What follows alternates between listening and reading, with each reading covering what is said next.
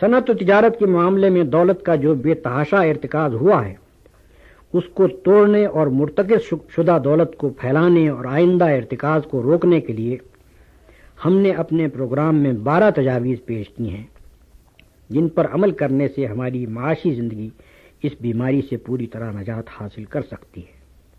ان میں سے چند اہم تجاویز یہ ہیں: سود، سٹہ، جوا اور دولت حاصل کرنے کے ان تمام طریقوں کو قانوناً ممنوع قرار دے دیا جائے جن کو شریعت نے حرام کیا ہے۔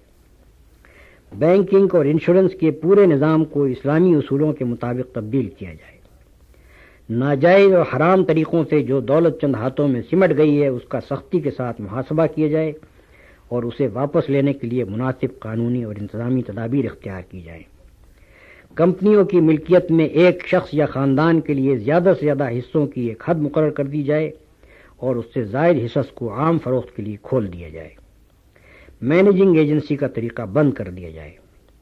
بینکوں، انشورنس کمپنیوں، بازار حصص اور سرکاری مالیاتی اداروں پر سے سرمایہ داروں کا تسلط ختم کر دیا جائے۔ اجارے داریوں اور کاروباری جتھا بندیوں کو توڑا جائے۔ قرض دینے کی پالیسی تبدیل کی جائے تاکہ چھوٹے اور نئے سرمایہ کاروں کو بھی قرض مل سکیں۔ بونس اسکیم پر نظر ثانی کی جائے۔ صنعتوں اور درآمدی اور برآمدی تجارت کے لیے لائسنسوں کے اجرا کا طریقہ بھی بدلا جائے اور اس امر کا انتظام کیا جائے کہ صنعت کار اور بڑے تاجر ایک معقول حد سے زائد منافع نہ کما سکیں۔ ہم قومی ملکیت کے نظام کو بطور اصول اختیار کرنا صحیح نہیں سمجھتے، البتہ جن صنعتوں کو حکومت کے انتظام میں قائم کرنا یا چلانا فی الواقع ضروری ہو ان کے بارے میں عوام کی نمائندہ اسمبلی اس طریقے پر عمل کرنے کا فیصلہ کر سکتی ہے، اور ایسا کوئی فیصلہ کرتے ہوئے یہ اطمینان کر لینا ضروری ہے کہ ان صنعتوں کا انتظام بیوروکریسی کی معروف خرابیوں کا شکار نہ ہونے پائے۔ مزدوروں اور کم تنخواہ پانے والے ملازموں کے حقوق ہمارے منشور کے مستقل باب میں واضح طور پر بیان کیے گئے ہیں۔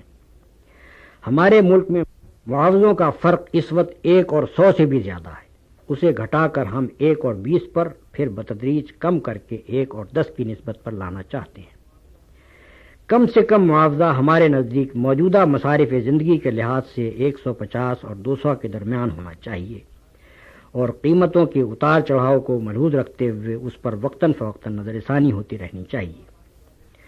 کم تنخواہ پانے والے ملازموں کو مکان، علاج اور بچوں کی تعلیم کے لیے مناسب سہولتیں ملنی چاہیے، اور مزدوروں کو نقد بونس کے علاوہ بونس شیئرز کے ذریعے سے صنعتوں کی ملکیت میں حصے دار بھی بنایا جانا چاہیے۔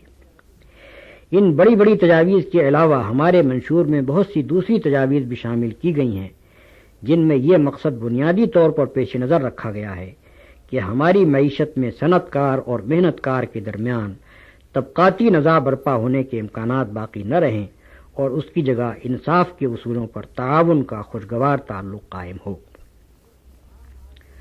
ملک کی عام معاشی حالت کو درست کرنے کے لیے زکوٰۃ کی تنظیم کو ہم نے اپنے پروگرام میں سب سے مقدم رکھا ہے، جس کے ذریعے سے یہ اہتمام کیا جائے گا کہ پورے ملک میں کوئی شخص اپنی زندگی کی بنیادی ضروریات سے محروم نہ رہنے پائے۔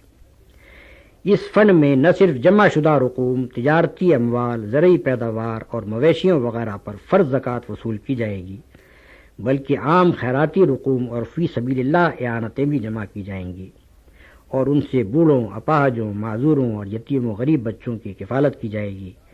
بے روزگاروں کو روزگار ملنے تک وظائف دیے جائیں گے، غریبوں کا علاج کیا جائے گا، ضرورت مند اور مستحق لوگوں کو قرض حسن دیا جائے گا، اور ایسے لوگوں کی مدد کی جائے گی جو تھوڑے سے سرمایہ سے اپنے پاؤں پر کھڑے ہو سکتے ہوں۔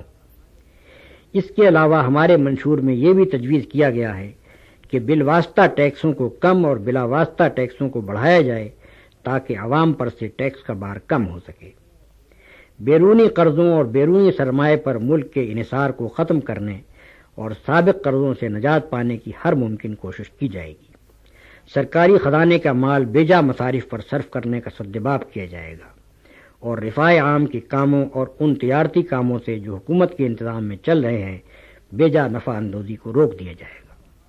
قومی صحت کے لیے ہمارا پروگرام 8 تجاویز پر مشتمل ہے، جن میں سستی قیمت پر دواؤں کی فراہمی، علاج کے مصارف میں تخفیف، شفاخانوں اور دایا گھروں کی توسیع، وبائی اور متعدی امراض کی روک تھام، شفاخانوں کے عملے کی اخلاقی اصلاح، غذا اور دواؤں میں آمیزش کا سدباب اور وسیع پیمانے پر حفظ صحت کے انتظامات شامل ہیں۔ اس میں یہ بھی تجویز کیا گیا ہے کہ ملک میں علاج کی سہولتوں کو عام کرنے کے لیے یونانی طب اور ہومیوپیتھی کے شفاخانے بھی سرکاری طور پر قائم کیے جائیں۔ ہم نے اپنے منشور میں اسلامی فرقوں کو اس بات کی ضمانت دی ہے کہ انہیں حدود قانون کے اندر پوری مذہبی آزادی حاصل ہوگی، اپنے پیرووں کو اپنے مذہب کی تعلیم دینے کا پورا حق حاصل ہوگا، ان کے شخصی معاملات کے فیصلے ان کی اپنی فقہ کے مطابق کیے جائیں گے اور وہ اپنے خیالات کی اشاعت آزادی کے ساتھ کر سکیں گے۔ غیر مسلم اقلیتوں کو بھی ہم نے اسی طرح تمام شہری اور قانونی حقوق اور مذہب و عبادت، تہذیب و ثقافت اور پرسنل لاء کے تحفظ کی ضمانت دی ہے۔ منشور کے ایک مستقل باب میں ہماری خارجہ پالیسی کے اصول اور مقاصد بھی بڑی وضاحت کے ساتھ بیان کر دیے گئے ہیں۔ ہم ایک مسلمان قوم ہیں، دنیا میں ہمارا یہ قومی وصف نمایاں ہونا چاہیے کہ ہم راست باز اور عہد و پیمان کے پابند ہیں، حق و انصاف کے حامی اور ظلم و زیادتی کے مخالف ہیں۔ ہم بین الاقوامی امن چاہتے ہیں، مگر بین الاقوامی عدل کے بغیر دنیا میں امن کا قیام ہمارے نزدیک ممکن نہیں ہے۔ سامراجیت اور استعمار، خواہ مغربی ہو یا مشرقی، ہماری نگاہ میں یکساں قابل مذمت ہے، اور ہماری ہمدردی ہمیشہ ان مظلوم قوموں کے ساتھ ہوگی جو اس کی شکار ہوں، خصوصاً مسلمان جہاں بھی ظلم و ستم کا نشانہ بن رہے ہیں۔ ہم ان کی لازماً حمایت کریں گے، کیونکہ یہ ہماری انسانیت کا تقاضا بھی ہے اور ہمارے دین کا تقاضا بھی۔ ہم دنیا کی تمام قوموں کے ساتھ دوستی چاہتے ہیں، مگر کسی ایسی دوستی کے قائل نہیں ہیں جس سے ہمارے نظریہ حیات یا ہماری آزادی پر آنچ آتی ہو۔ ہماری خارجہ پالیسی آزاد ہوگی۔ دنیا کی بڑی قوموں کے بلاکوں کی کشمکش سے ہم اپنے ملک کو بالکل الگ رکھیں گے۔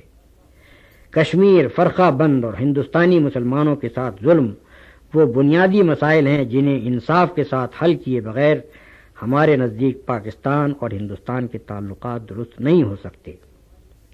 مسلم ممالک کے ساتھ ہم قریب ترین برادرانہ تعلقات رکھنا اور بڑھانا چاہتے ہیں۔ ہماری پوری کوشش یہ ہوگی کہ اپنے مشترک مفادات کے لیے ان کے درمیان گہرا تعاون ہو۔ منشور کے آخر میں جماعت اسلامی نے اپنی پارلیمانی پالیسی کو بھی صاف صاف بیان کر دیا ہے۔ مرکز یا صوبوں میں جہاں بھی اس کی پارلیمانی پارٹی کو اکثریت حاصل ہوگی، وہ حکومت کی باغ ڈور سنبھال کر ایمانداری کے ساتھ اپنے منشور پر عمل کرنے کی کوشش کرے گی، اور اگر وہ ایسا نہ کر سکے تو حکومت چھوڑ دے گی۔ دوسری کسی پارٹی کے ساتھ مخلوط حکومت وہ صرف اس صورت میں بنائے گی جبکہ اسے یہ توقع ہو کہ اس حکومت میں اپنے اصول اور مقاصد کے مطابق کام کرنا اس کے لیے ممکن ہوگا۔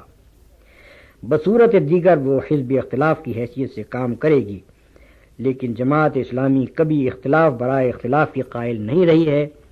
حکومت خواہ کسی پارٹی کی بھی ہو، جماعت اس کے صحیح کاموں میں اس کا ساتھ دے گی اور غلط کاموں کی بہرحال مخالفت کرے گی۔